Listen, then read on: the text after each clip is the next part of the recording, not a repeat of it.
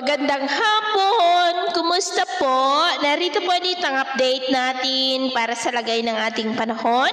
Ngayong hapon po ng December 23, 2024. Sa ngayon ay patuloy pa rin na amihan ang hangin na umihi po sa malaking bahagi ng Luzon. Ang shear line ay nakakaapekto po ngayon sa may Visayas at sa labas ng ating area of responsibility sa Kanluran ay may isang bagyo na ang dating bagyong Romina, pero papalayo na po yan. At sa ating long range forecast ay wala pong bagyo na nakikita mula rito na tatawid dito sa ating kalupaan hanggang sa matapos ang bagong taon, pero may nagbabanta na mabuo sa silangan ng ating bansa sa unang mga araw ng susunod na taon at ang development niya ng ating babantayan kung matutuloy o hindi. At sa lagay ng ating panahon, ngayong hapon ay cloudy skies with isolated rain sa malaking bahagi ng Mindanao, Panay Island, Negros, Cebu, Bohol, Leyte, Calabarzon, Camarines Provinces, Catanduanes, Marinduque, Mindoro Provinces, Palawan,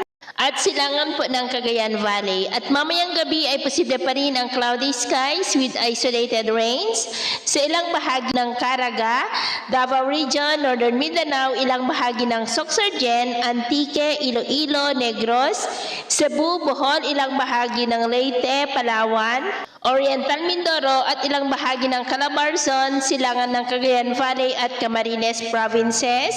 Kaya mag-ingat pa rin po tayo sa banta ng mapagbaha at pagguho ng lupa. At sa atin naman pong mga baybayin, iwasan na muna natin ang papalaot sa kanlurang baybayin ng Luzon, silangang baybayin ng Luzon at Visayas, maging sa seaboard ng Batanes, Babuyan Island Seaboard at Northern Seaboard ng Cagayan dahil ang mga alon dyan ay posible po na aabot hanggang sa 6 to 12 feet. Kaya hanggat maaari ay iwasan na muna natin ang papalaot dyan sa mga may kulay pula para po mas makaiwas sa mga sakunang pangkaragatan. So ito po ang latest update natin sa araw na ito. At ako po muli si James na nagsasabing sa kahit anong pagsubok po na darating sa ating buhay, huwag po tayong mawawalan ng pag-asa. Thank you and God bless.